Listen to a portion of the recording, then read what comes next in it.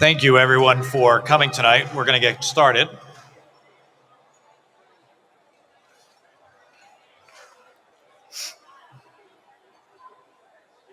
I'd like to welcome everybody to the Trinity Athletics Class of 2023 Hall of Fame induction ceremony. I'd like to welcome all of our inductees, their families, our alumni, current and former coaches, members of our Hall of Fame committee, as well as all of our esteemed guests. We're so glad you're here with us this evening.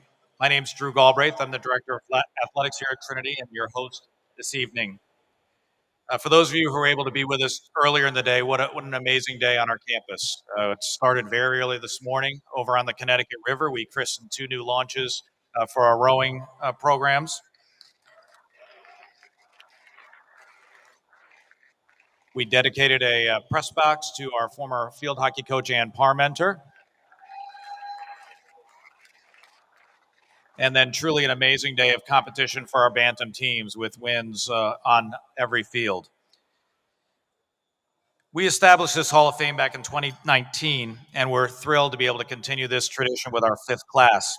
It gives us an opportunity to honor the rich tradition of Trinity student athletes that date back to 1856, and we sure have a lot to be proud of. As we celebrate our bicentennial year, we're especially proud of the unique stories and successes of all 30 varsity teams. From the first athletes organizing the Minnehaha Rowing Club in 1856, to our first intercollegiate regatta in 1873, straight through 150 years of students excelling in the classroom, in competition, and in our community. Our history is a menagerie of wins, losses, championships, and near misses, but what shines through every era are the quality of the people associated with Trinity athletics. Earlier this fall, the Trinity community lost an amazing colleague, friend, and champion. Michael Casey was our vice president for advancement, led all of our giving efforts. He was a huge supporter of the creation of this Hall of Fame, as well as being a strong advocate for the student athlete experience. Please join me in a moment of silence in remembrance of Michael Casey.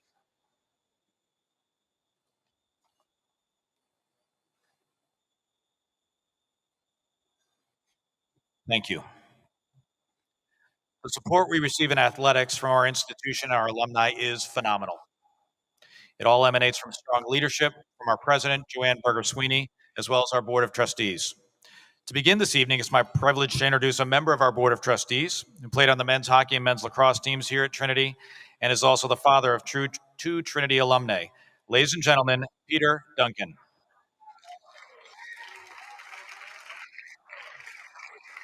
Drew, you're a very tough act to follow. Anyways, good evening and welcome to the 2023 Trinity College Athletic Hall of Fame dinner. I am Peter Duncan, class of 1981, and proud parent of fellow Bantams Hadley and Parrish, 2013 and 2014 respectfully. I'm also a current trustee as well as co-chair of the athletic portion of our capital campaign. I'm not here to hit on you tonight, but I'll get to them. It is great to see so many of you here tonight, and especially nice to see so many members of our 2012 Women's Lax National Championship team here in attendance. For those of you who attended last year's event, I had my friend, Scott Growney, help me write my remarks, so this shouldn't take too long. Just kidding for those who were here last year. This evening, the brainchild of Drew Galbraith, our incredible athletic director, is one of the best events on Trinity's annual calendar. Not only do we celebrate the athletes whose accomplishments on our various fields of play were outstanding, we also celebrate all of our off the charts coaches. Excuse me. On our coaches, I think all in this room can attest to their unbelievable hard work and tenacity, and clearly our year in and year out results are a testament to that. So let's sit back and enjoy this wonderful evening that Drew and team have in store for us. Go Bands. Thanks. Thank you, Peter. It's really a thrill each year for us as we get to uh, meet these honorees, remember some of their amazing stories, and I know all of us come away enriched at the end of the evening. Our first inductee played a critical role in Trinity's first women's NCAA championship in the sport of women's lacrosse. Ladies and gentlemen, Liz Bruno Rotanz. From the class of 2012 in the sport of women's lacrosse, Liz Bruno Rotanz. There's no way that we would have succeeded in the way that we did without Liz Bruno. Liz has an uncanny competitiveness. You can see it in her eyes. Some of her teammates who were attackers, who had to go against her every day in practice, they said they would change places in line to avoid her. Her caused turnovers were legendary. She averaged 50 caused turnovers a year. That's just not done. There's a phrase that I can't help but really associate with her, which is a come with me teammate. She didn't expect you to just follow her. You wanted to follow her. She invested in her teammates. She knew that great teams needed to be great friends. The national championship was really special. National championship. Liz was ready for that moment, and we laughed because at the beginning of the season, she and her fellow co-captain, Liza Beckler, were interviewed, and Liz must have spit out the words national championship 5 to 10 times. It'll be the NESCAC champion. It was all that she could think about. It was her goal, and because she believed it, it's where we were. 20-1. And I just think it speaks volumes that the 8th and most critical game-winning goal was made by Liz Bruno. Liz Bruno powers through. And Liz was a legendary athlete for our team and really came to Trinity in a time where the women's lacrosse team was on the rise, and she just took it to the next level. The Trinity Bantams, for the first time in program history, celebrate a national championship. Ladies and gentlemen, please help me welcome to the stage Liz Bruno Rotanz.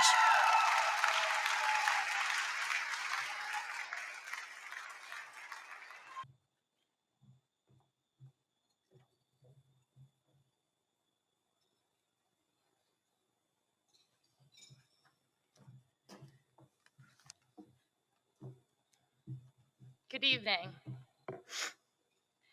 Congratulations to the Trinity College Hall of Fame class of 2023. I am incredibly humbled and honored to be a part of this group. A special thank you to Joanne Berger-Sweeney and Drew Galbraith and Lindsay Micah and their full athletic team for having us all here tonight. And to the Hall of Fame committee, thank you for including me in this very prestigious group of athletes and coaches. I do want to recognize one previous inductee who is here tonight, Robin Shepard.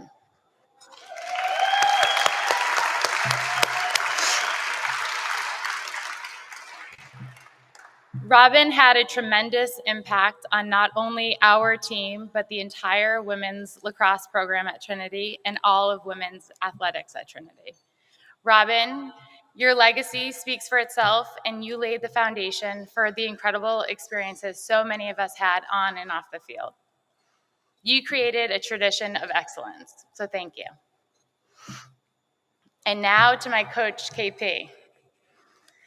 There are those that make an impact on your life, and then there are those that will leave a forever mark. Kate Livesey changed the course of my life. After an injury my junior year in high school and not getting into my early decision school, I started doubting the whole process. The fear and self-doubt was real until I met KP.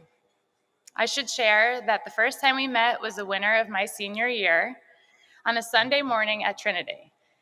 It was the first time I had ever been to campus, and KP sat down with my dad and I in her office and talked to us for hours. I left her office that day knowing that I had found a home. KP, thank you for taking a chance on me.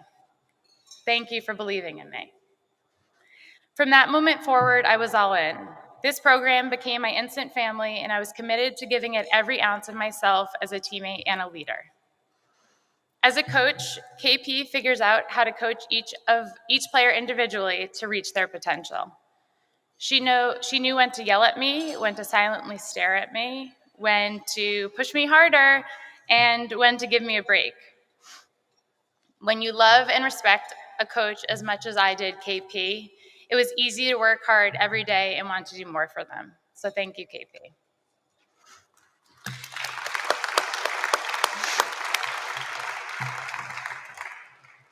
The record books speak for themselves, and while I am being honored tonight as an individual, this recognition really represents so many people. I found an email that I wrote to the team the year after I graduated before the start of the 2013 season. It read, "Please don't take a single day of the season for granted, because before you know it, it will be over.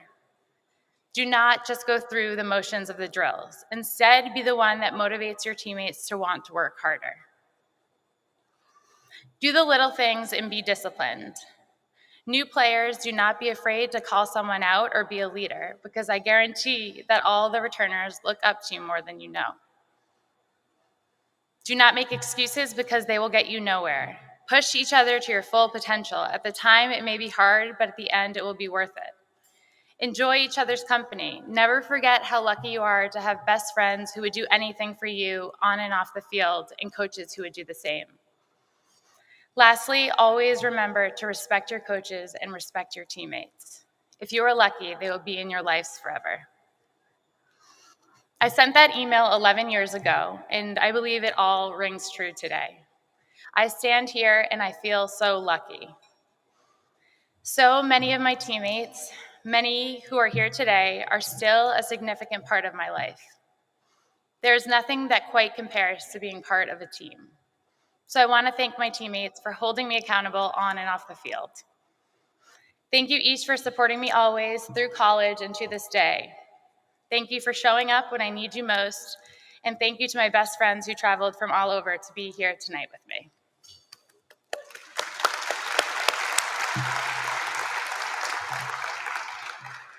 I'd also like to recognize and thank all of the coaches and the athletic staff from Trinity who had such an impact on me as a student, an athlete, and a person, who taught me not only the sports and skills, but also some of life's most valuable lessons. Assistant coaches, Dis, Shannon, Ann, Mish, Burhide, Emma, our athletic trainers, our strength and conditioning coaches. Our team relied on all of you more than you'd ever know, and we could never be as successful as we were without you. A huge shout out to Penny. So Penny was our equipment manager, and she always made sure our uniforms were good and our gear was ready to go. So our mantra sort of always was look good, feel good, play good. And a lot of the times she even made sure that we looked good for Saturday nights, because we may have put our jeans and our going out tops on our loops constantly. A select few, one who might be in the audience tonight, never did laundry once in college, thanks to Penny. So Haley, you owe Penny big time.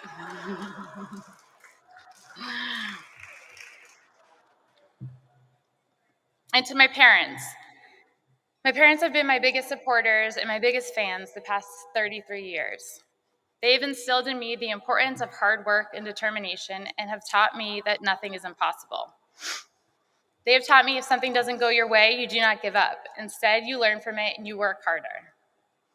Most importantly, they have taught me how critical it is to be a good player and a good teammate, to always stay positive, to remain trustworthy, supportive, reliable, and respectful, no matter what. I've played in hundreds and hundreds of games, and there is not one I can remember without either my mom or my dad there on the sidelines. These are the memories I will forever hold closest to my heart. So thank you to Mom and Dad.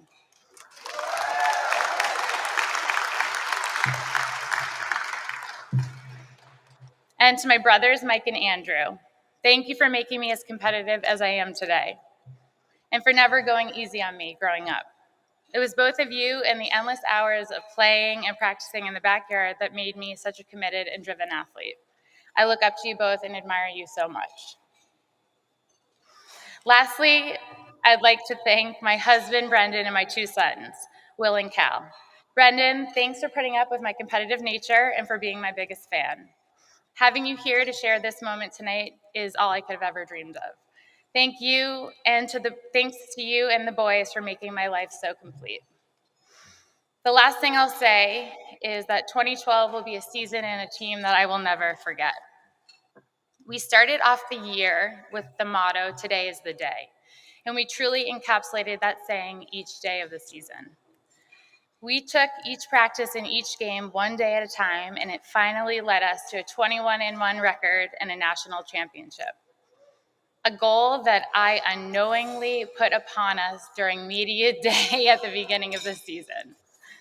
I'm so grateful to be here tonight and for being not only a Bantam for the 4 years that I was in college, but a Bantam for life. So thank you all.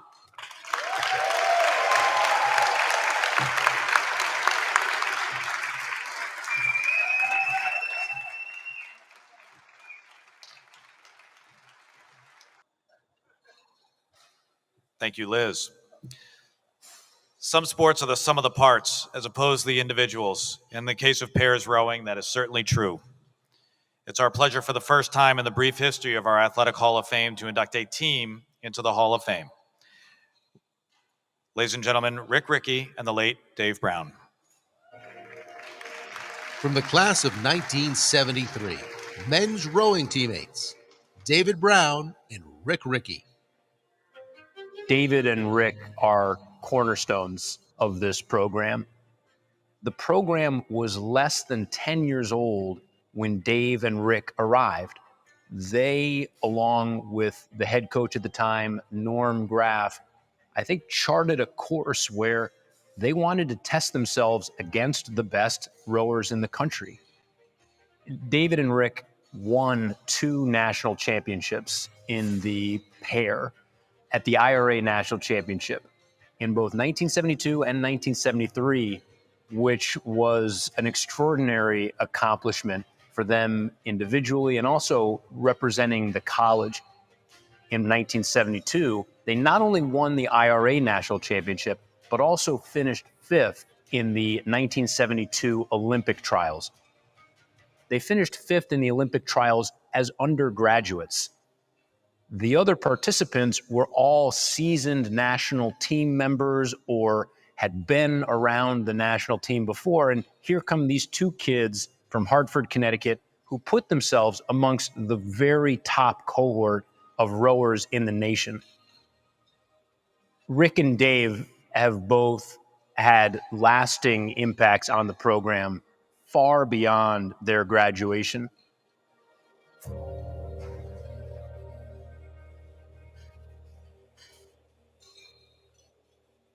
From graduation until he passed, David was a committed and passionate member and leader of the Friends of Trinity Rowing.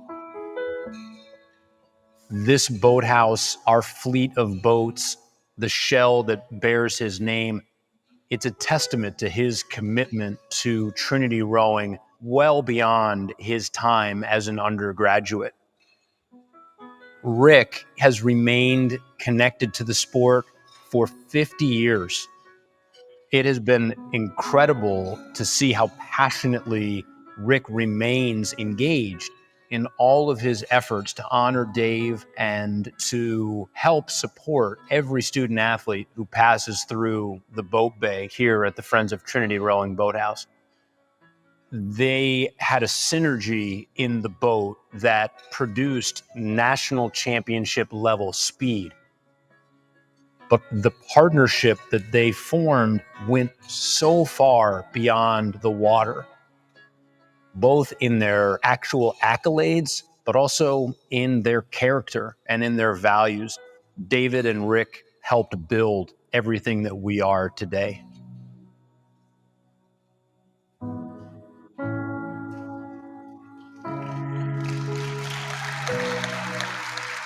Ladies and gentlemen, please welcome to the stage Rick Ricci and Diane Brown.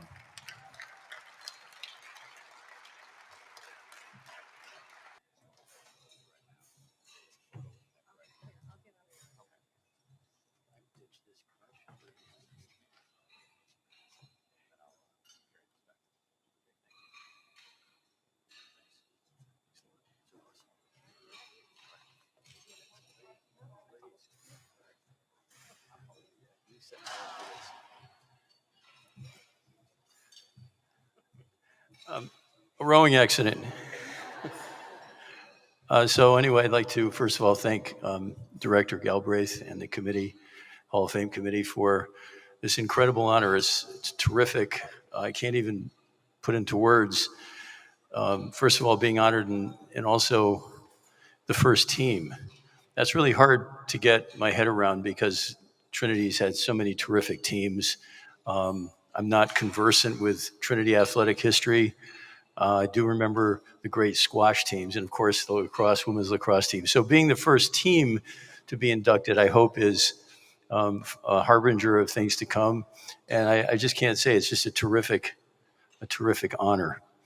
So anyway, during the recuperation period in the last 3 months, I've had a lot of time to think about what I was going to say. And as I walked around Harkness Park trying to rehab my knee, I wrote some stuff down, but I probably won't read it completely. But one thing that I wanted to do, and having been a coach in college for 50 years and gone to a lot of Hall of Fame inductions, you can't think of how many people I want to thank. But I wanted to thank people that no one knows here anymore. Two people. The first person I like to thank is Max Paulin.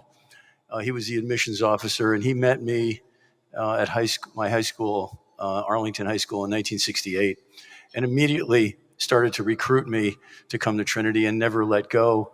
And when I was accepted at West Point, and I came down to look at Trinity, was deciding what to do, and the Trinity crew was off to Henley, and Max Paulin put on a full court press, and so the rest is history. So I wanted to thank Max. He was an incredible guy, and I really, really appreciate him. I wouldn't be here if it wasn't for Max. The other person or two other people I'd like to thank who are quasi-parents. First of all, I'd like to thank Gloria Graff. She fed Dave and I during the time we trained for the Olympic trials, and believe me, we ate a lot. And Gloria and Norm took us into their home and made us their sons, and that was great. And then, of course, Norm. A lot of people here know me and have heard the stories of my stubbornness with regard to Norm. So Norm and I, for most of our lives, were always at odds with who was going to be more intense. And Gloria said it quite well before she passed away. She said, the reason why you and Norm don't get along is because you're so much the same. And I said, I think you're right. So those are the thank yous amongst hundreds of other people I'd like to thank, but I really wanted to bring those people out tonight because I thought that they were special. Another gentleman who's in the room, and this is more of a professional perspective, Gary Caldwell is here tonight. He graciously came. Gary Caldwell. So when we finished racing at Henley, I got back and I didn't really know what to do because, see, at Trinity, I majored in rowing and minored in philosophy. So when I finally left and Dave was going on to other things, I really didn't know what to do. And Gary called me in the end of September of 1973 and said, "Hey, Rick, did you ever think about possibly coaching?" And I said, "Oh, that's a great idea." And he said, "Well, there's a job at Connecticut College." And so the first person I worked for is also in the audience tonight, Bart Gulong. And Bart, along with Gary, got me going in this profession, which has been just immensely, immensely important to me. And as they say, when you work with undergraduates, it keeps you young. It's totally true. So I'm blessed to have had this career in coaching. I can't even explain to you what it's been like. The people I've met, the people I know, the things I've learned, the students have just been just been incredible. And so I can't tell you how much I appreciate my Trinity education. I just love Trinity. Really.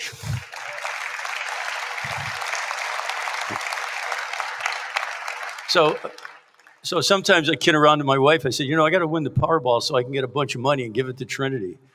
So she says, you got to play first. But yeah, Trinity's been terrific to me. This induction is unbelievable.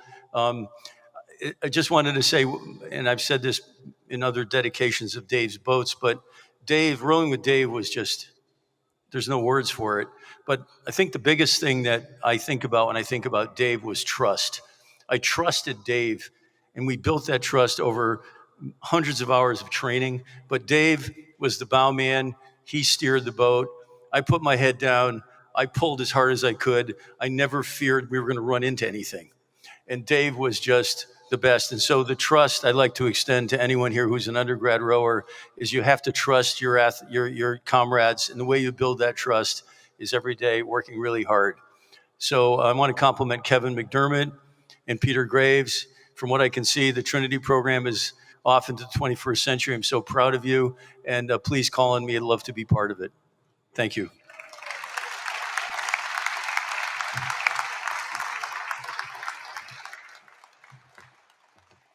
That was great, Rick. I'm obviously Diane Brown, and I'm such a fraud to be standing up here because I could easily be described as the least likely person to come through the doors of Trinity to get an athletic award. However, I'm here in Dave's stead to thank the Trinity sports community on behalf of our children, David, Amy, and Pam, and our 10 grandchildren who are here this evening for this award and honor. I would like to thank the Trinity Sports Hall of Fame committee, and I'm sorry to say I don't really know who's on that committee, but thank you. Thank you to Coach Kevin McDermott, Director of Athletics, Drew Galbraith, and to President Joanne Berger-Sweeney, and everyone else who had a part in putting this evening together. And congratulations to Rick for this award and for his 45 years of coaching and touching the lives of so many young athletes. Amazing. In my early married life to Dave, I often referred to Rick as Dave's first spouse, and it was totally true. Dave, Rick, and I were at Trinity from September of 1969 until we graduated in 1973. We were in the first class of coeducation, the first class with women who matriculated. And at that time, so we just celebrated our 50th reunion, hard to say, but it's true. And of all the women who matriculated in that class, 40% left before graduation 4 years later. And, it wasn't really noticed at the time, but it was also during our freshman year that there was a lot of campus unrest all around the country and here for the Vietnam War. Transitioning from an all-male college to a co-ed one turned out to be more difficult than anybody anticipated. So during those first few years, there was plenty on campus to complain about and to be dissatisfied with. Sports allowed a lot of fun in the middle of all this. Dave loved sports. He was very competitive, he and Rick. He was very unassuming, kind to others, but in sports, he was always there to win. He was a varsity athlete in 3 sports: cross-country running in the fall, swimming in the winter. He was the captain of the swim team, and of course, crew in the spring. It was all about camaraderie, working hard, and winning. And that's where he and Rick first intersected, on the water scene. If Dave was on the water in a boat anywhere, and somebody else was in a boat similar anywhere, it was a race, even if the people in the other boat didn't know it. And I'm pretty sure that Rick was the same way, just from watching them. Personality-wise, they were very different, but winning-wise, they were on the same page. I know that if Dave were here, like Rick just did, he would give a sincere thanks to the people who were instrumental at Trinity in the late 60s and the early 70s for bringing the program forward. And probably won't know these people, but they deserve to be mentioned. Dr. Norton Downs, Barclay Robinson, John Mason, the Goodwin family, and of course, Coach Norm Graff, and mostly all of his fellow rowers, and the coxswains, Andy Anderson, and all of the people with him on the team who rallied forth on those dark, wet, freezing mornings, sort of like we've just gone through, to find, their way to the other side of the Connecticut River day after day, especially during March break, when all their friends were in Florida sending postcards about how much fun they were having in the sun, to ostensibly be giving a little buoy the spirits of their rower friends who were busy with endless seat racing. So Dave and Rick were very fortunate to be in the right place at the right time with the right people, and they knew it, and they were grateful for the opportunity. They worked hard, they rowed harder, and they built wonderful friendships that have lasted decades.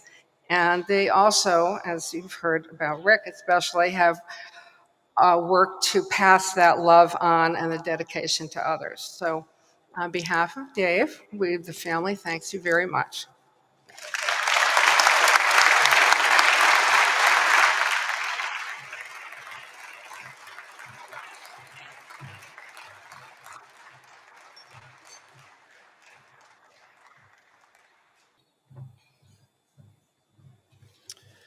Thank you to Diane and Rick for your comments. Diane didn't actually see through the page. The next prompt actually talks about our Hall of Fame committee, many of whom are here tonight: Rick Hazelton, Robin Shepard. We also have other committee members here today: Matt Greason, John Hallis, and others. This committee takes its work very seriously. They take nominations from our Trinity community, as well as culling information from the record books. And our next nominee is a real great indication of how hard they work to go through that information and identify the very best in the history of Trinity athletics. Our next honoree is the first Olympic medalist in Trinity history, and officially the earliest inductee in our Trinity Athletic Hall of Fame, Irving Knott Baxter. Irving Knott Baxter enrolled at Trinity in the fall of 1895, and although he graduated early to begin law school at the University of Pennsylvania, Baxter made an indelible mark on Trinity athletics during his 2 years of competition. He set college records in the running high jump, the standing high jump, and the high kick. He won the high jump at the New England Championships and tied for second place in high jump at the Intercollegiate National Championships. In 1900, Baxter competed in the second modern Olympic Games, taking place in Paris, France. He earned 5 medals, gold in the high jump and the pole vault, as well as silvers in the standing high jump, standing broad jump, and standing triple jump. He still holds the record for most Olympic medals by a Trinity alumnus. Baxter's accolades earned him the title of Trinity's Outstanding Track Athlete by Trinity sports historian Robert Morris.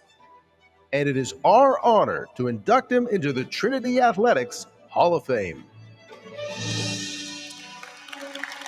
Ladies and gentlemen, none of Irving's surviving relatives could be here this evening, so accepting on his behalf, Trinity's Director of Cross Country and Track and Field, John Michael Mason.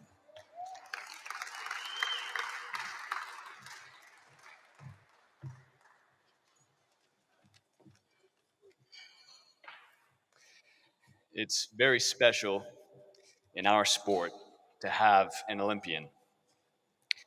The Olympics is the one time of the year, every 4 years, where it seems that the whole world is paying attention to track and field. So to have a 5-time Olympic medalist is nothing short of remarkable.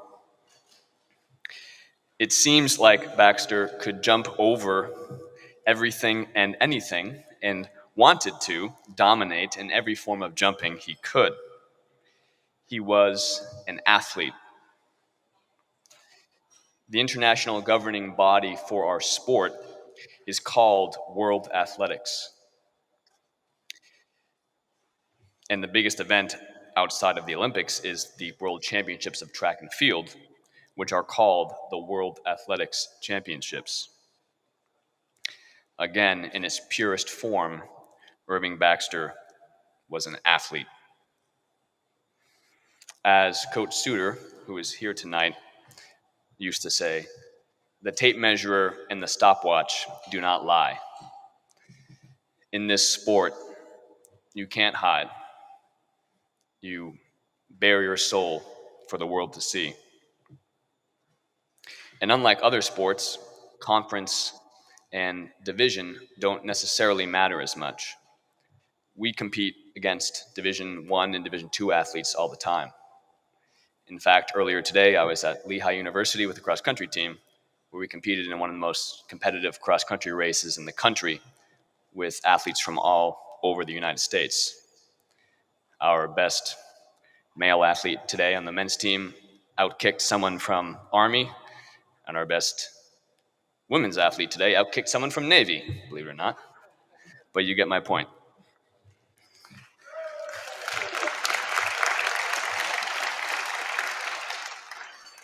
If you're good enough, you're good enough. And if you're remarkably good, like Irving, Knott, Baxter, you could have the rare honor of representing your school at the Olympic Games. I'll finish by giving you a quick sense of how competitive Division III track and field itself has become in recent years. To qualify for the national championships, you essentially have to be top 20 in your event in the country by the last date of eligible competition. So you're never safely in until that last week, and then you have to be ranked highly enough in your event to get accepted. To choose an event that most people know of the mile, last year in the indoor mile for the women's team, you had to run 4:55 in the indoor women's mile to get into the big dance at the national championship. For the men's indoor mile, you had to run 4:06 or faster. This is Division III.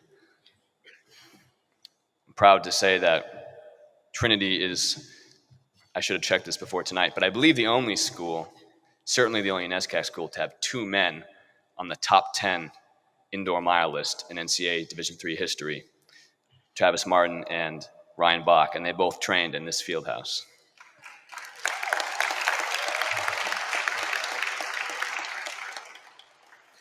And last year we had 6 national qualifiers in indoor and outdoor track and field and came home with 4 All-Americans. I hope we can continue to make the legacy of Irving Baxter proud, and we're honored to have him as a legacy of this program. Thank you.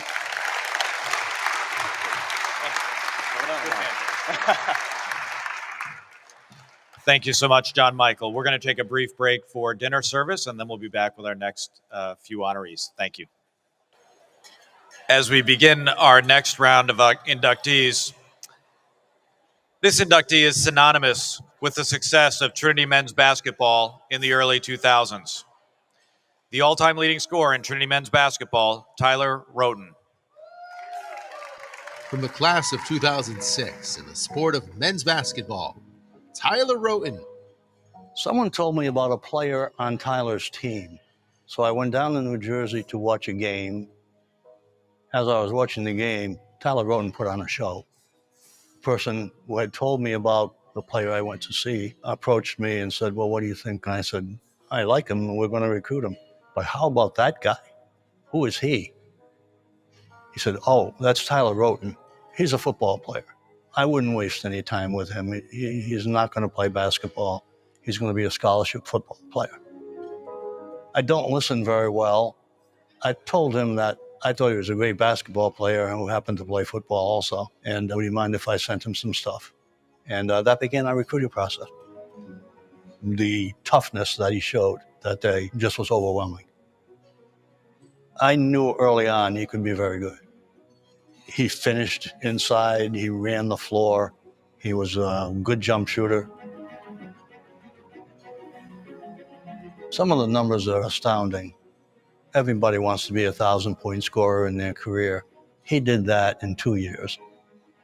At the end of his sophomore year, he had over 1,000 points. And then he did the same thing his last 2 years. He played 101 games here and scored in double figures in all but one. Amazing. He was an obsessive worker. One of his teammates, John Hallis, has been an NBA scout for the last 10 years. And he said he seldom sees anybody with the work ethic and perseverance that Tyler had. A relentless work ethic, relentless. He set the bar for himself very high.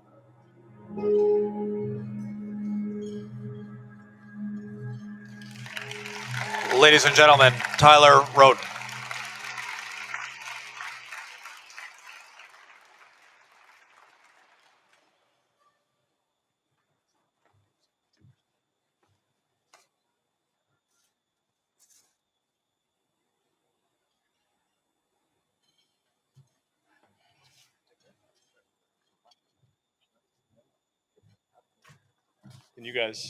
Can you hear me? Yes? Yeah. I'll try to be quick. A lot of people to thank. I'd like to start off by thanking Trinity College, the athletic department, Drew Galbraith, and the Hall of Fame committee, especially David Kinsley, John Hallis, Matt Glass, Coach James Cosgrove, and Trey Witter. Thank you also to my family and friends for being here tonight, especially my mother and father-in-law, Chris and Renee, who flew in from Colorado. To my fellow inductees, congratulations. Your distinguished athletic careers and notable achievements, this sounds really loud, is it really loud? It feels really loud. And your notable athletic achievements have been amazing to learn about. I am truly honored and humbled to have been selected alongside you on this memorable evening. To my childhood friends and Trinity College friends, the 321, you know who you are. Special shout out to G. Leo, Matt Brush, Marcus Gaines, who are here tonight. Another special shout out to our lifelong friend and college roommate, captain of Trinity's football team, Avon Morgan, who passed away a year ago. At the heart of each one of these friendships is sports, which we discovered together, along with a desire to compete and succeed. Thanks for putting me on the pack and for always having my back. To all my coaches and teammates from grade school, high school, and Trinity College, too many to mention, without whom I wouldn't be up here today, a sincere thank you. A special thanks to the following Trinity basketball teammates: Wes Stonley, Pat Hasek, Keno Clark, Kevin Reed, John Hallis, Sean Smith, Tom Finnegan, Tyler Sims, Ed Fitzgerald, Mike Hoare, Jesse Farrell, Clay Rhoten, and our team manager, who also passed away a couple years ago, Sarah Pitts. We battled intensely on the court, and we laughed hysterically off it. Two special ingredients in lifelong friendships. To Coach Ogrodnik, or as I call him, OG. Sometimes in life you meet someone, and you know almost instantly they will become a great friend. OG and I connected from the moment I stepped off a high school basketball court. He could see I was a basketball player at heart who just happened to be more recruitable as a football tight end. Thank you for your guidance, friendship, and convincing me to follow my heart back to basketball. To Jesse Farrell, our point guard, the same can be said about you and our friendship. Interesting fact, Jesse is the second all-time leader in assists here at Trinity College by 2 assists. Yes, 2 assists. To this day, I still can't believe I couldn't get this guy the record. 2, it's definitely my biggest miss in basketball. Jesse, 3 years at Trinity, 3 years as roommates, 17 years working together at the same company, now raising our families one town apart. Thanks for the assists, the friendship, and for always making me laugh.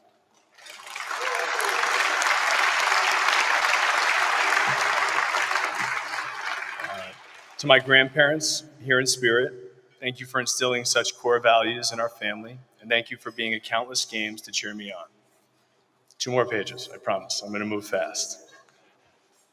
To my two sisters, Jess, I have always looked up to you, and you have always looked out for me.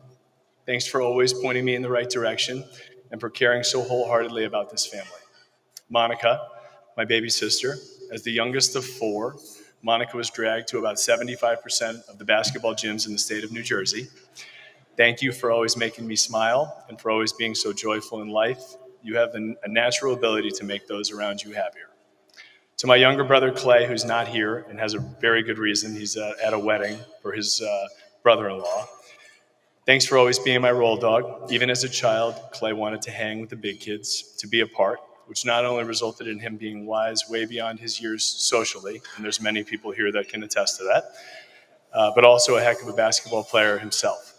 Thanks for your fierce loyalty, friendship, and for making it fun. To my mom, I was diagnosed with OCD, or obsessive compulsive disorder, as a 12-year-old kid. And although it's probably the reason for my success on the basketball court, it was a trying and tiring 2 years learning how to manage, control, and live with it. Thank you for being such a bedrock in my life, and now such a bedrock in the lives of my wife and my children. You have always been my biggest fan and the loudest voice in every gym cheering me on, although she would say she wasn't. To my dad, my hero, I've always felt a sense of pride and privilege in being able to call you Dad. Thanks for being such a good man and example for us through and through. Also, thank you for buying that Bill Russell fundamental basketball video cassette tape, a football hand shield, and a tackling dummy. Yes, those were used regular on our home basketball court. You had the wherewithal to realize New Jersey might not encompass the basketball prowess needed to get me to the next level, so you drove into New York City tirelessly to find it. Two more. To the love of my life, my beautiful wife, Lindsay, who has literally never seen me play one competitive second of basketball. For the past 16 years, I have been telling you that I was halfway decent at this sport. I hope after all this tonight, you finally believe me. Thank you for being the heart and soul of our family and for always being our better half.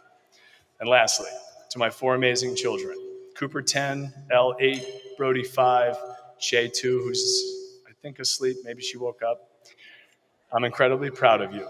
One of my favorite sayings that I hope you strive for as well in sports and in life is reach for the moon. Even if you miss, you'll land among the stars. I love you guys. To Trinity College, the athletic department, and the Hall of Fame committee, thank you, and congratulations again to the other inductees. Thanks.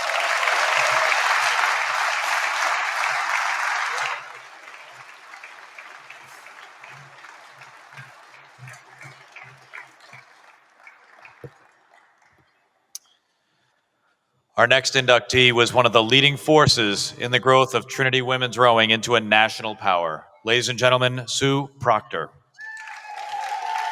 From the class of 1980 in the sport of women's rowing, Susan Proctor.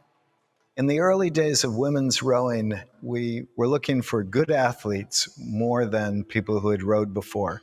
Sue had been a track athlete at St. Paul's School. She threw the discus and the shot put. It was very clear right from the beginning that she would get in a boat and would not mess around. She was pulling very hard. She became kind of famous for that. She was big and strong. She was a great teammate, a quiet person who led with intensity and by example. In 1979, Sue rode in the 6th seat and was there with some other very fine athletes. We had an undefeated season, and we came in second at the Dad Vale, which is the small college national championships.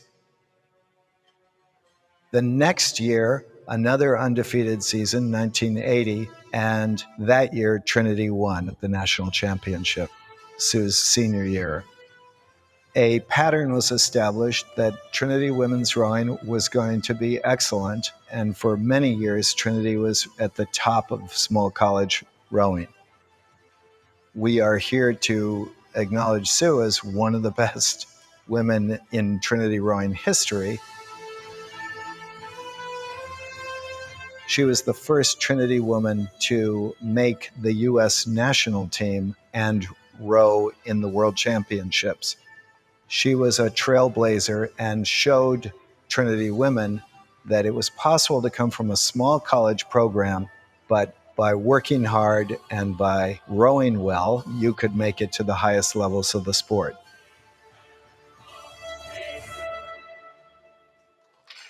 Ladies and gentlemen, Sue Proctor.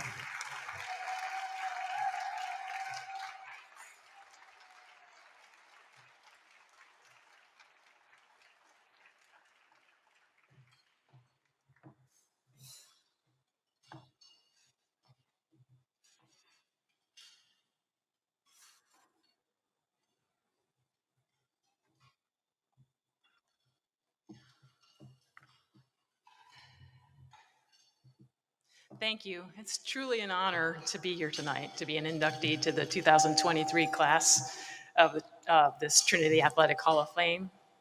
Thank you, Drew, for your introduction, for those of you who nominated me, and Andy and John Holt for your special introduction video, to Dr. Berger Sweeney and the college. And thank you, Lindsay, Gwen, Elizabeth, Peter, and all of you who worked behind the scenes to organize this celebration this weekend. But most of all, I want to thank and acknowledge all my Trinity rowing family. First, my teammates. 7 of you are here tonight, and I want you all guys to stand up when I say your names. Debbie Davis, Liz Kelly Droney, Libby Kilborn Graham, and Lisa Bourget Frisbee, Cindy Higgins Brickley, Ann Fickling Brainerd, and Dee Dee Look. You guys can stay standing too. I also want to thank my coaches, Andy and Gary, and David Greenspan's here too. So all three of you. You stand. And all those women who came before me at Trinity that paved the way. Those of you that are here, over there, can you guys stand?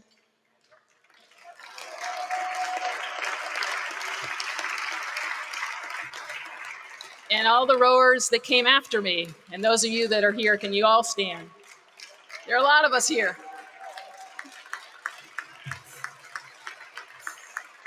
And then I want to thank the broader Trinity community, the members of the Friends of Trinity Rowing, parents, and the men's program also. Can't forget the men's program. The power of rowing is the team. The team is the power. As Andy mentioned in the video, I learned to row here at Trinity. I didn't row, although there was rowing at my high school, I did not row. But I knew when I came to Trinity, I wanted to row. I wanted to learn. So seeing the crew shell out on the lawn in front of Mather was just a teaser. I already knew that I wanted to. As a freshman, after rowing for about a month and a half, learning to row, I rowed at the head of the Charles, and I was hooked. During both my freshman and sophomore years, the women's rowing season was just in the fall, so we raced in a series of head races rather than the one-on-one 2,000-meter races. And then in my junior and senior years, our season switched to the spring, which is the official collegiate rowing season. During the winters, we rowed inside in the tanks and trained on the old ergometers, which are truly torture machines and nothing like the current Concept 2 ergometers at all. Over spring vacation, we rowed double sessions here on the Connecticut River. Thankfully, the weather and the spring water levels were generally cooperative. But I actually remember I got sun poisoning on the tops of my hands from the glare off the water during one of those spring breaks. With every spring practice and each race victory as a boat, we created a team. We learned over time how to be in sync and how to make the boat swing. Swing is a definitive rowing term. It is not easily defined, but every rower who has experienced it knows what I'm talking about. Here's one description of swing that I found that I think captures its essence. I'm paraphrasing, but it's the sense that the physical effort of moving the boat is magical. The boat feels like it's flying.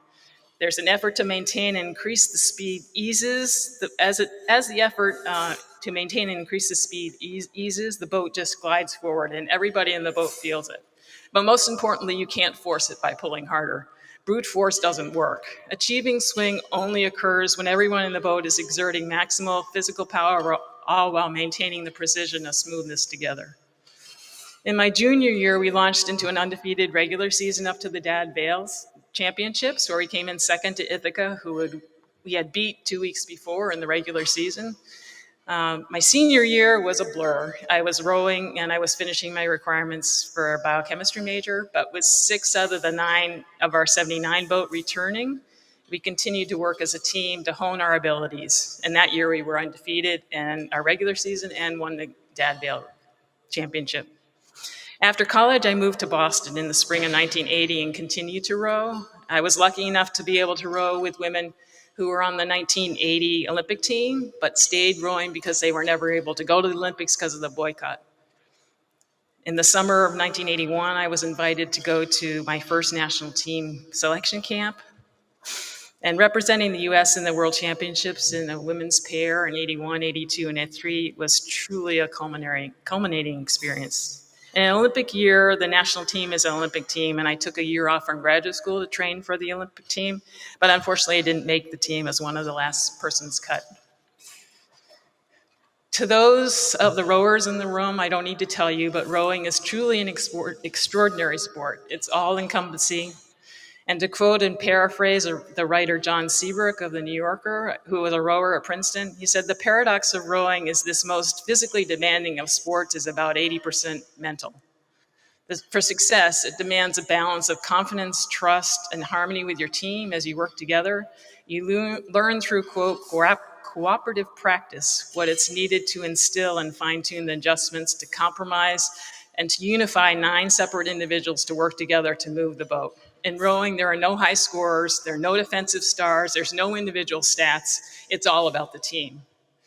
And looking back, the experience that I had at Trinity of learning to recognize the power of the team and be successful as a team is what helped guide my development as a scientist.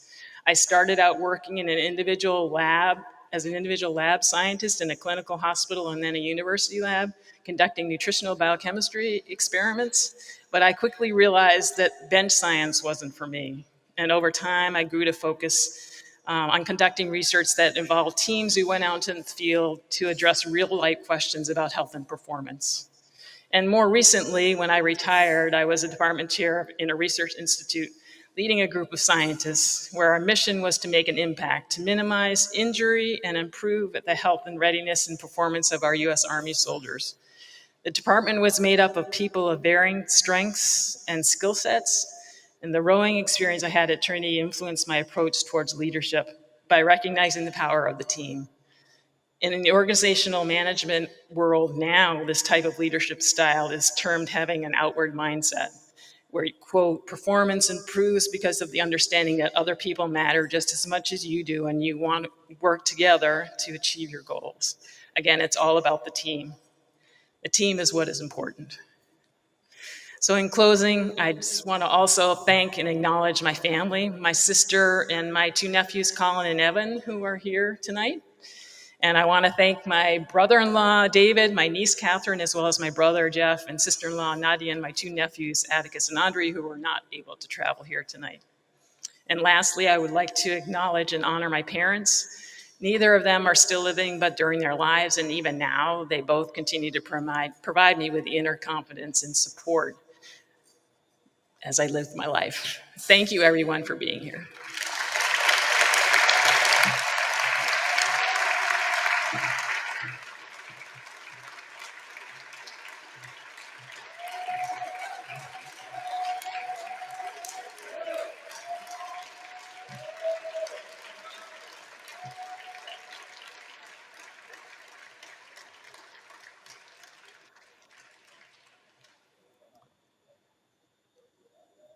Our next inductee set a standard that will likely never be matched with his participation in 5 sports at Trinity College and his excellence in the game of squash. Ladies and gentlemen, Hobie Porter. From the class of 1976 in the sport of men's soccer, men's squash, men's swimming and diving, men's tennis, and men's track and field, Hobie Porter. Soccer in the fall, squash in the winter, track and field in the spring. He also played tennis in the spring. He played doubles with Jim Solomon. He also dove for the swimming team. He left the squash practice to go to the swimming pool and do the diving for the competition there.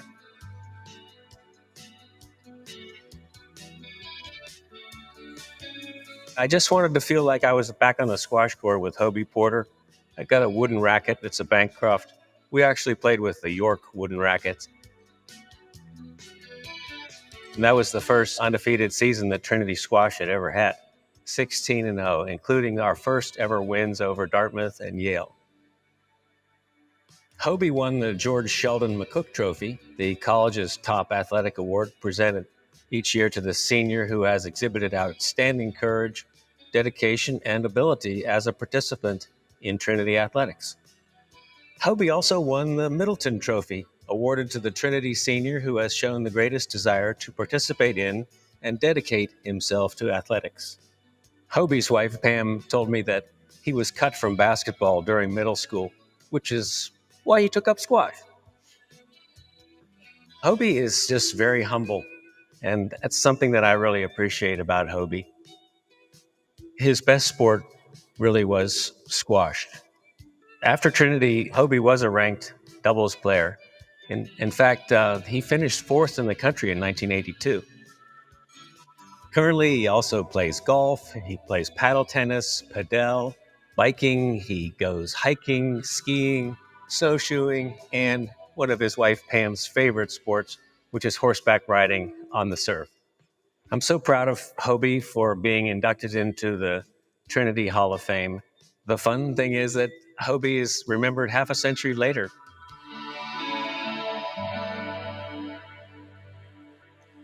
Ladies and gentlemen, Hobie Porter.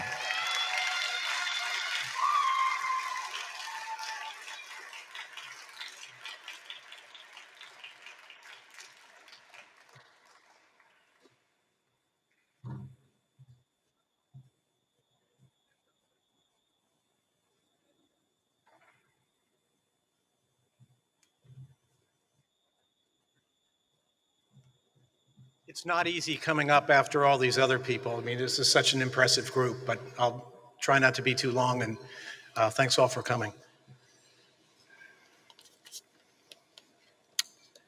It's a pretty incredible thrill for me, and it's hard to believe that I'm being recognized and honored for simply doing the things that I loved.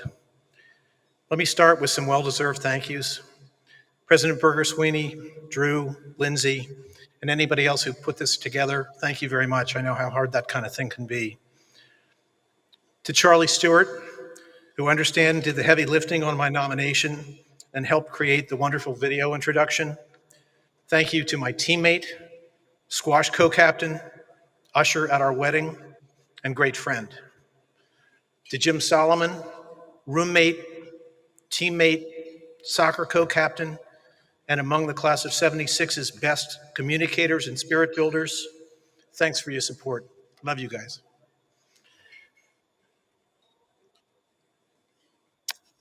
And to my family, 4 generations. My parents who introduced me to so many sports and made everything possible. Wish you were here. They both passed in the late teens. Banny, my sister, thank you for putting up with all your baby brother's silly hobbies.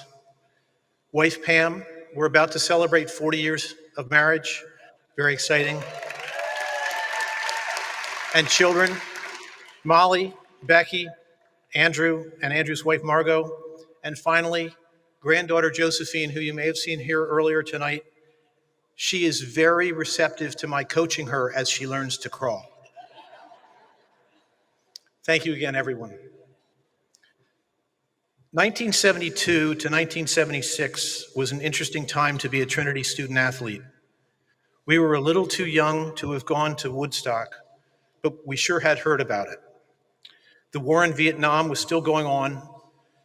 Connecticut had lowered the drinking age to 18. Co-education was relatively new to campus. For some of us, the switch from living at home, attending a single-sex school with rules on hair length, wearing a necktie daily, to a very unsupervised dorm, co-ed bathrooms, school-sponsored beer parties, tempting fraternities, and very intentional classmates looking to challenge tradition and authority, it was eye-opening. What was special and great was developing wonderful friendships with such a diverse group of people who accepted me as I was, and I accepted them without judging each other's activities, preferences, or behaviors. I'm pretty sure that my passion for sports kept me out of too much trouble, certainly provided a peer group of incredible people on both the men's and women's teams, and allowed me to survive at first and eventually to thrive. Another huge plus was traveling with teammates to other schools, swapping stories, celebrating wins, and surviving losses, and seeing other campuses. As noted, I played soccer, squash, some tennis, ran the hurdles on the track, and 1 year dove for the Trinity swim team. I also took every opportunity I could to play intramural volleyball, basketball, and softball for AD. I don't think wiffle ball, frisbee, or beer pong should count, but I did them too. Believe it or not, I very rarely missed any classes, although I was never offered a frequent flyer pass at the library. I majored in Spanish and took courses in education, economics, English, psychology, art history, and religion, among other things.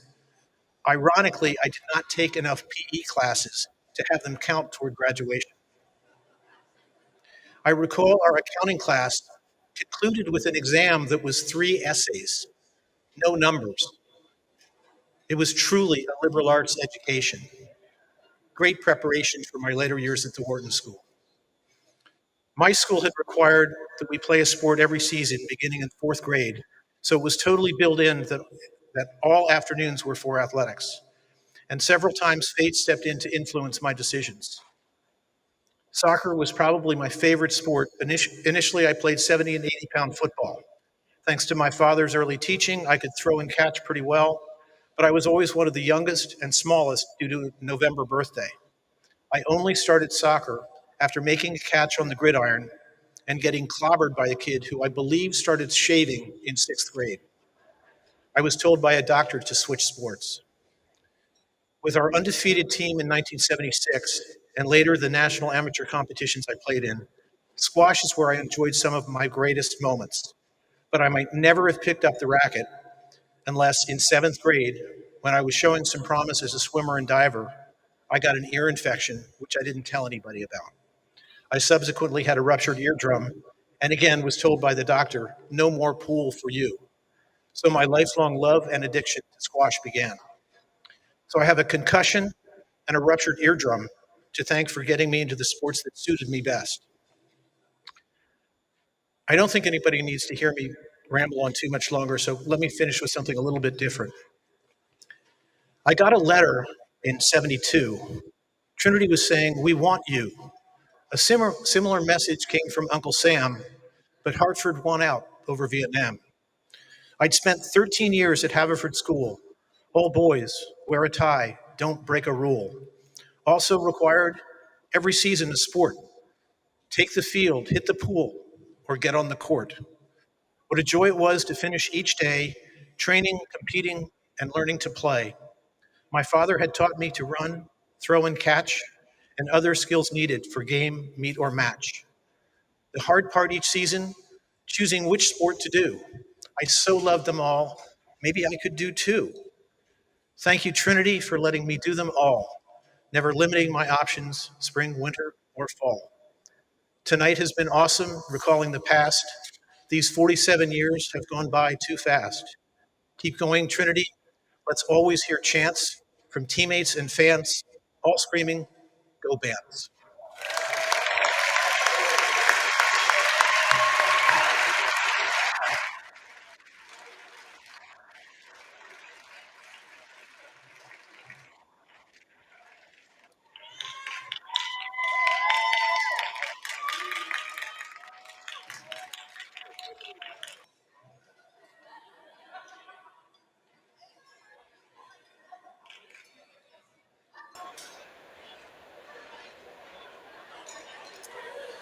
Ladies and gentlemen, if you could take your seats, we're going to now honor our final two new Hall of Fame members. Our next inductee has her name featured prominently several places in the Trinity women's ice hockey record book, including as our all-time leading scorer. She's also the newest member of the athletic department staff, as she was recently hired as our assistant coach of men's ice hockey. Ladies and gentlemen, please welcome to the stage, please learn more about Kim Weiss. From the class of 2011, the sport of women's ice hockey, Kim Weiss.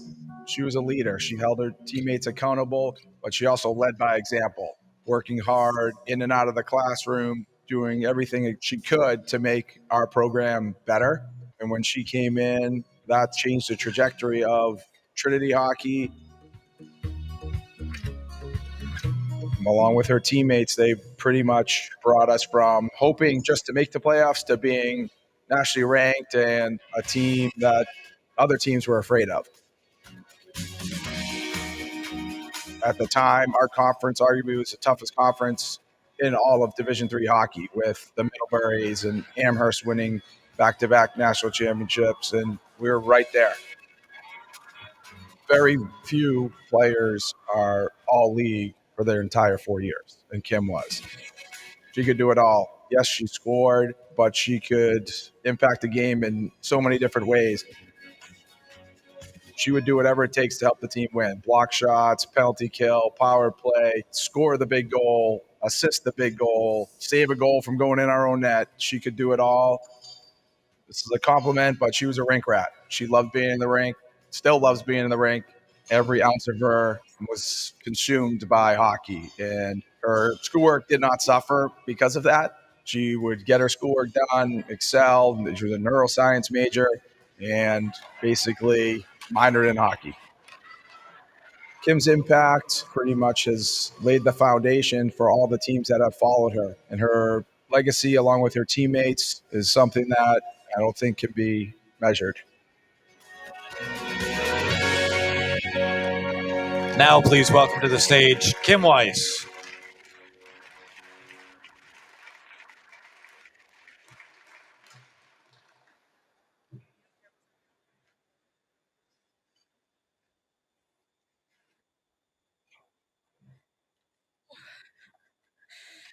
Wow. It was incredibly difficult to find the words for how this achievement feels. I want to start by congratulating my fellow Hall of Fame members, both the ones in the class of 2023, as well as the ones in previous years. Being surrounded by you all is truly humbling. I want to start by thanking the Hall of Fame committee for this honor, to Drew for his inspired leadership in Trinity athletics, and to Lindsay for all of her efforts in putting this night together. My 4 years on the hockey team were filled with many wins, some losses, new heights for the program, a lot of dancing in our locker room, and the beginning of many lifelong relationships. When I was reflecting to write this speech, that is what I remember most, the people and how they made my time at Trinity so special. The AD at the time was Rick Hazelton, who I'm happy to see here tonight. During my junior year, we were playing Middlebury at home over J-term. Not a whole lot of fans in the building, to be honest. And we had never beaten the Panthers in program history. In overtime, we were awarded a penalty shot, and Coach McPhee chose me to take it, which I thankfully scored. While I'll always remember my teammates clearing the bench to celebrate together, what was truly amazing took place as I walked from the ice surface to our locker room. Rick was standing there and gave me a big hug. I'm not sure how many other athletic directors would have been at a women's hockey game on a cold January night, but he was there, and it's a moment I'll cherish forever. Thanks, Rick.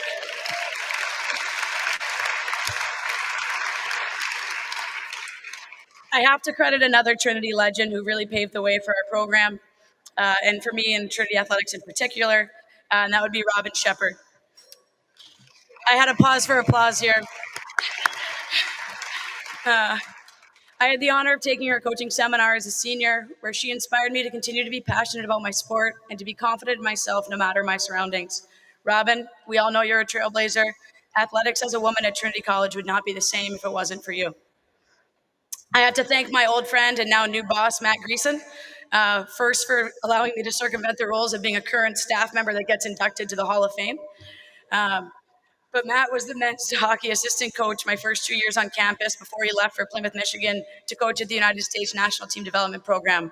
In college hockey, recording 100 points is kind of like a significant milestone. When I recorded mine, it was a Saturday night of my senior year. I woke up on Sunday morning. I'm sure I was going to the library to study, and I was very awake, very bright and early. And I had an email from Matt congratulating me. He had a game of his own the night before and probably a lot of other things to do besides look at NESCAC women's hockey scoring results. But he took the time to continue to follow my career, and it's no surprise why I'm back here on campus. My assistant coaches over my 4 years, Lindsay Hansen, Anne-Marie Salino, and Carson Duggan, they're the first women to ever coach me. And their influence has definitely shaped my path towards becoming a coach as my career. To my classmates in the 2011 class, Michelle Benjamin, Laura Komarick, Alexa Guyami Kubica, Jill Roloff, Emily Whedon Montero, and Sarah Cohn Flynn, as well as all my other teammates. We had the first NESCAC win in playoff history, the first time being nationally ranked, going to NCAAs for the first time, winning the longest game ever in NCAA history in 4 overtimes, thanks to Payson Sword Hufek for scoring the goal that won us that game. To all of you, I love you all. We made history together. Much credit is due to our tremendous goaltender, fellow Hall of Fame member, and one of my best friends, Isabella Washu.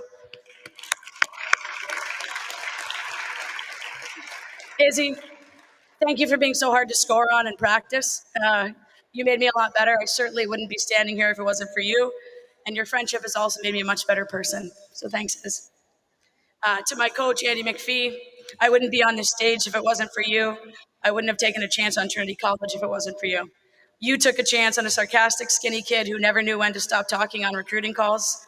I will be forever grateful for your support and faith in me, both as a player and as a leader. I'm going quick here, people. Lastly, to my family, to my Aunt Patty, my Uncle Paul, my cousin JP, thank you guys for being here today and for sharpening my hand-eye skills and knee hockey in your living room all over the years. To my sister Chrissy, thank you for being the glue of our family and for being patient with us all the times we've said sorry, we have hockey. To my brother, who's 2 years older, you're the reason I fell in love with the game in the first place. You lit a fire inside me to be my best, even though it may have started as a fire to be better than you. I would not have become the competitor I was if it wasn't for you. Lastly, my mom and dad. Sorry, Mom, for that fire that said fights created in our basement over the years. Sorry about that. But your support is unwavering. All my accomplishments are credit to your parenting, your love for your children as well as each other. At the beginning of each game, I'd look behind the opposing goaltender to find you two behind the glass. I'm not sure if I said it enough at the time, but it meant the world to me. As they say, it takes a village. I'm grateful to mine, to the people who supported me, the people who paved the way for me to play the game I love, both at Trinity and on a larger scale. I'm forever proud to be a Bantam. Thank you.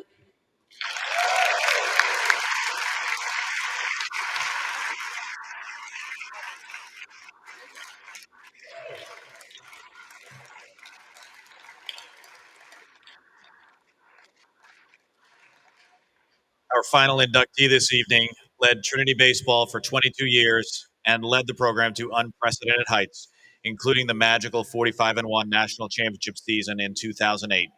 Ladies and gentlemen, Bill Decker.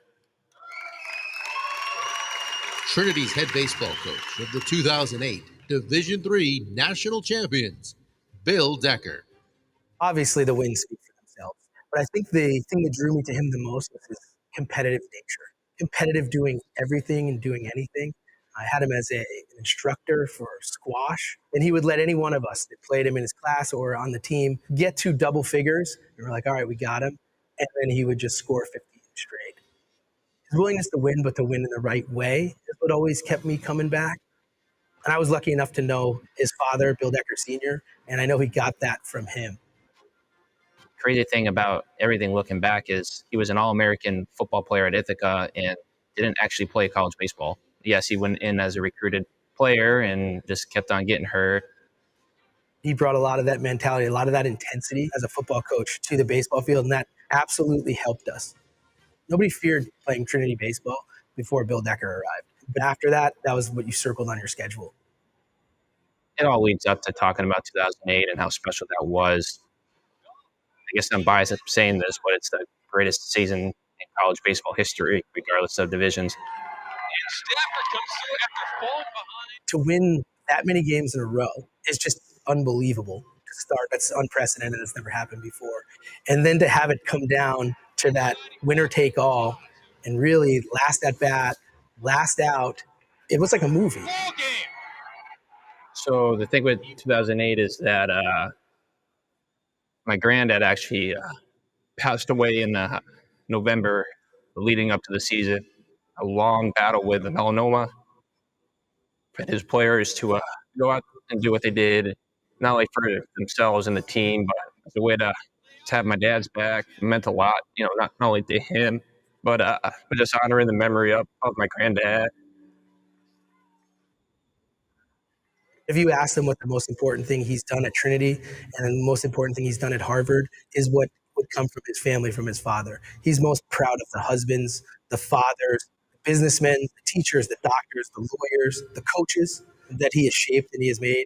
And his legacy here will be the same legacy at Harvard as that. He's the shaper of men.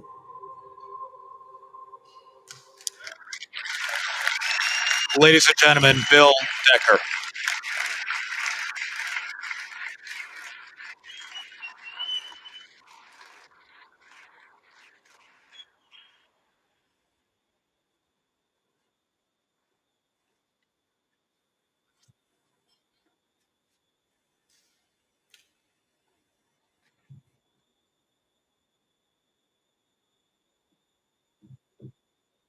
Wow.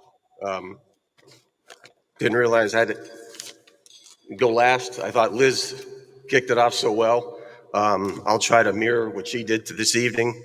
But that's the first time I'd seen that piece, and my first comment was there's no crying in baseball. Obviously, it came from In the League of Their Own. I have a $100 bet that I will keep it clean, but Kyle, you owe me $100 as well.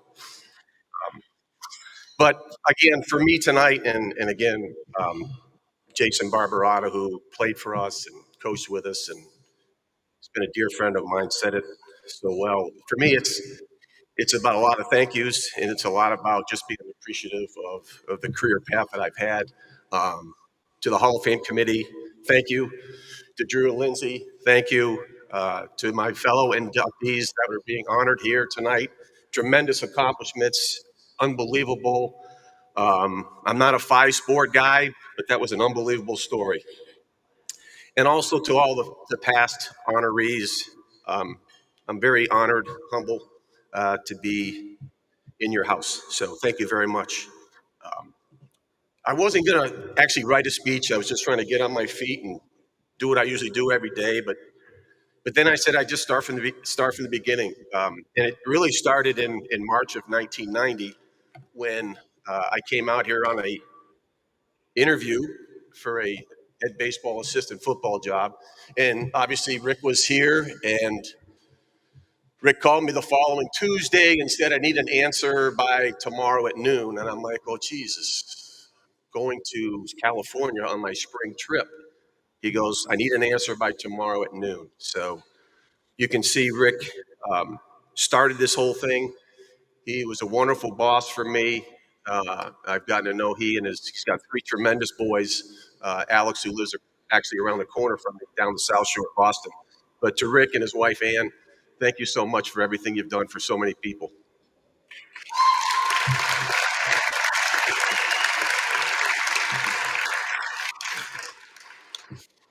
I met a gentleman in spring of 1992 at Bishop Verot High School. And I think at that time, all five boys were with him and dangling him around his shorts. But Tom DiBenedetto has been so instrumental for everybody in this room, connected with Trinity and beyond. Tom's was a dear friend of mine. The closer I got to him in Boston now the last decade or so, I don't get a chance to see him anymore. But to Tom, for everything he's done for so many student athletes in this college in general, thank you so much for all you stand for. And he's here tonight with his wife, Linda.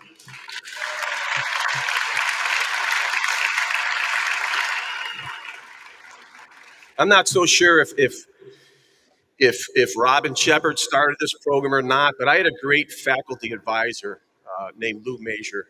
And I spoke with Lou the other night. He couldn't be here.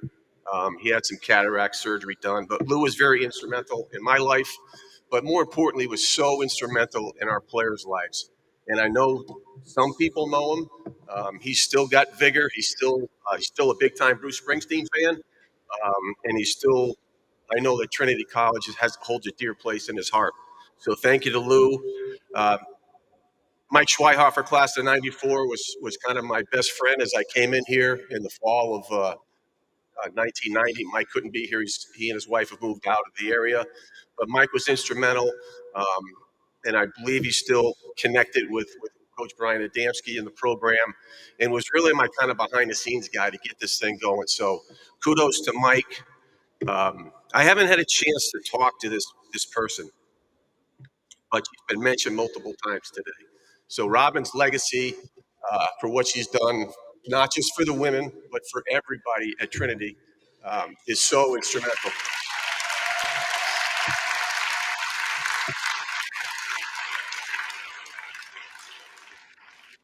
And the thing I'll remember about Robin the most is my, I had the Rugrats with me when my wife was working, and they were 3 young kids, and my wife would say, yogurt, good snacks, and then they'd go into Robin's office and they'd come out with a sugar high. So thanks for getting me in trouble too, Rob.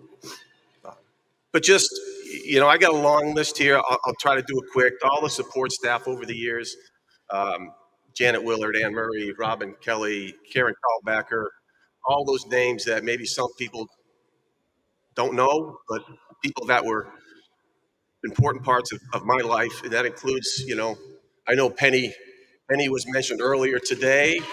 So I wanted to give a shout out for Hank Hetu, who some of you guys might know, and Mark Moynihan and all those people, but also the grounds guys too, the Henry Burks, the Bob Laptis of the world. We don't have as much grass in the fields anymore, but still those people were really important. And also my former colleagues, I call it the second floor of Ferris. I think, Robin, when I first came, you were across the hall, and Stan was next door, and Don Miller was down the hallway, and and then comes Ann Parmenter and Coach Suter and Pilch, and I know the offices has changed a little bit, but I was so fortunate to have some really good people in my life. So keep it moving. And also, I know this whole thing's about baseball, but to coaches Miller and Dar and the former GAs that I spent 10 years of my life with, they're very special to me. So thank you very much. From the baseball sides, the early years with Danny Smith and Jamie Arsenal and Kenny Susi, and those early years might have been a little bit tougher, but they were still as meaningful as they were the last 15 years or so when we kind of got this thing turned around.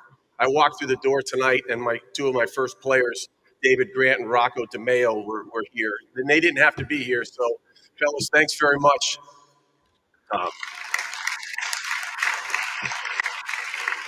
Steve Cervisi, David Catarazzolo, Jason Barbarata, Andy Freeman, the list goes on for guys that I've had that were just pillars as assistant coaches. We even had Coach McPhee for 2 or 3 spring break trips because he was bored. And I also, for what Brian has done, Brian Adamski, I know it's not easy, but Brian, in my opinion, I see him on the road a lot. I know he's working hard, and his staff is working hard, and I'm happy for the direction that Brian's going on, and I wish you nothing but success. I didn't want to bring any crimson and black with me today, so I've got the blue and gold on, but I've got 2 great assistants. Actually, I got 3, sorry. And they've made the trip from Boston today. So to Brian Stark, who's been our recruiting coordinator for 10 years, just a phenomenal guy. He actually got off a plane from Florida, from Fort Myers, to come to this event tonight. So Brian, thank you very much. And our pitching coach is one of the top pitching coaches in the country. I'm biased, but Nate Cole. Nate spent a lot of years at UMass, graduate from Central Connecticut. But Nate's been with me the last several years. And then there's my pain in the ass son is with me. And I mean that respectful. He's with us because he deserves to be with us, not because he's the old man's kid. So he's done a great job with our infielders and assisted Coach Stark with the hitting. So I want to thank him and appreciate what you guys do. Let me just Get into the family a little bit. Obviously, my dad was mentioned. Um, I'm biased, but I think the three things that I took away from my dad were, number one, enjoy the moments teaching and watching kids. Number two was remain well grounded and know who you are. And number three, always be appreciative of the efforts of others. And I've tried to keep those principles with me most of the time, throughout my 39 years now. So I just gave you my age away a little bit. And then there's my mom. Obviously, my mom lost her partner due to melanoma back in 2007. But my mother always had the gift to give to others, and that's really important. The gift to give to others. She's always been there. And at the passing of my dad, she had the strength and courage to kind of move on and not feel sorry for herself, and got involved with some other activities. So kudos to my folks, to my three kids. Obviously, again, Kyle is with me. My youngest daughter, Casey, is here. Casey's a paralegal up in the Seaport area of Boston. So if we have any lawyers looking for somebody who's pretty tough, just give me a shout, please. And then my other daughter couldn't be with us tonight because she gave birth to our first grandchild yesterday. So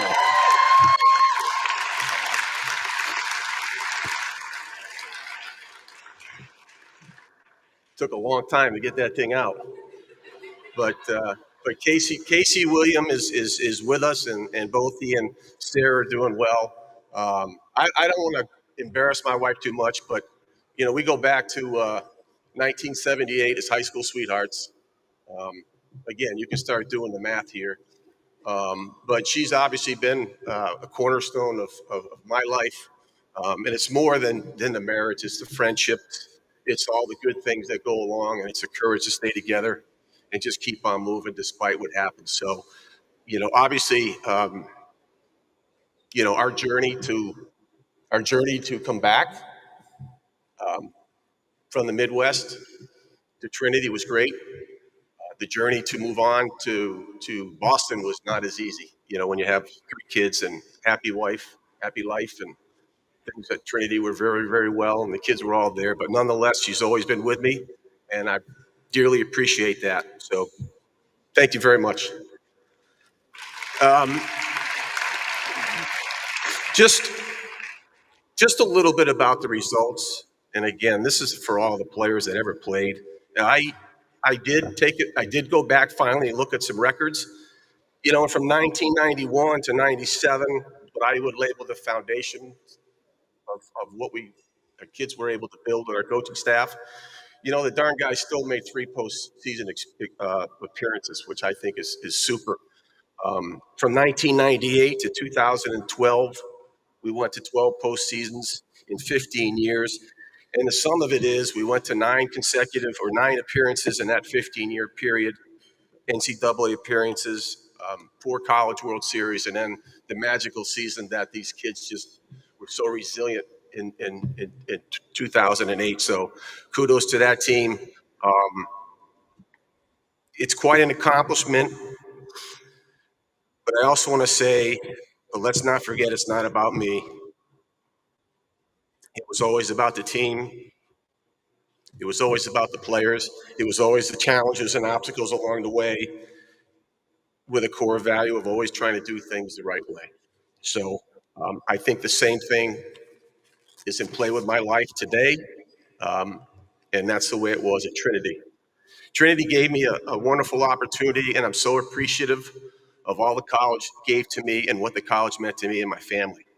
For 22 plus years, we had tremendous experience with my family, colleagues, and friends. My time at Trinity was filled with great memories and wonderful, committed, competitive student athletes.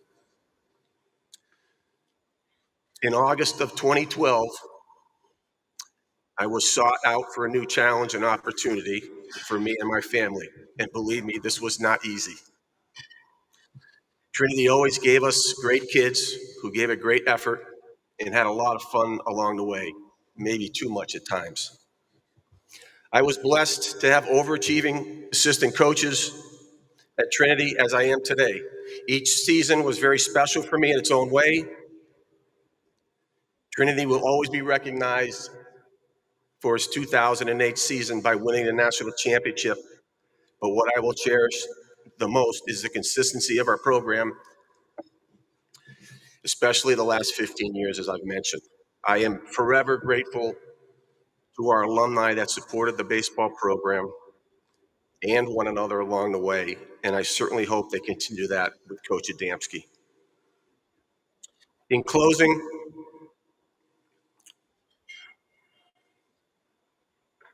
some of you guys have seen this on the bulletin board before, but with everything that's going on in the world today, I wanted to share it with you. Imagine life as a game in which you are juggling 6 balls in the air. You name them work, family, health, friends, teammates, and spirit. And you are trying to keep them in the air. You will soon understand that work is a rubber ball. If you drop it, it will bounce back. But the other 5 balls, family, health, friends, teammates, and spirit, are made of glass. If you drop one of these, they will be scuffed, marked, nicked, damaged, or even shattered. They will never be the same. Please understand and strive for balance in your lives.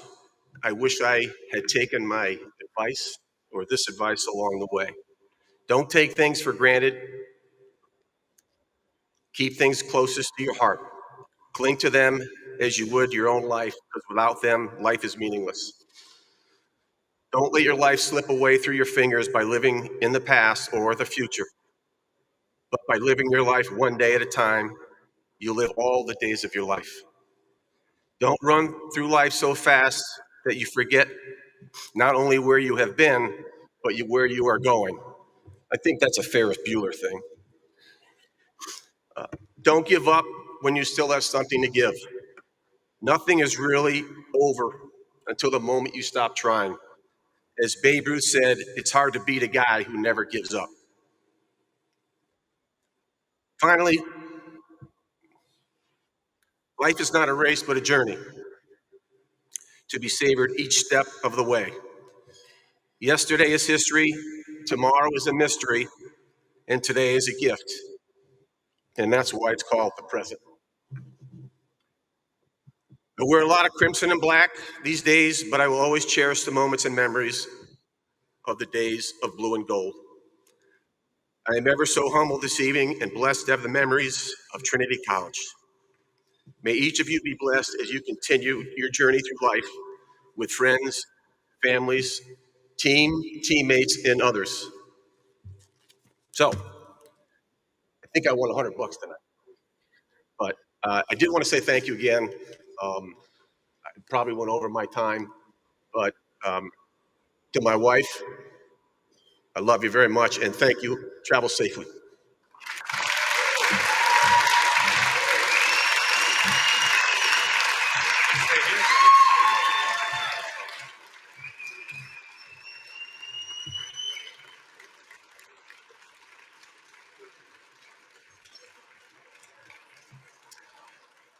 Let's have one more round of applause for Coach Decker and all of our inductees this evening.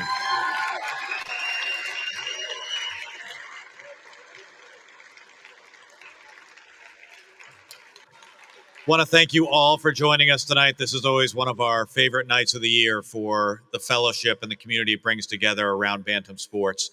Thank you all for coming. And once again, go Bants.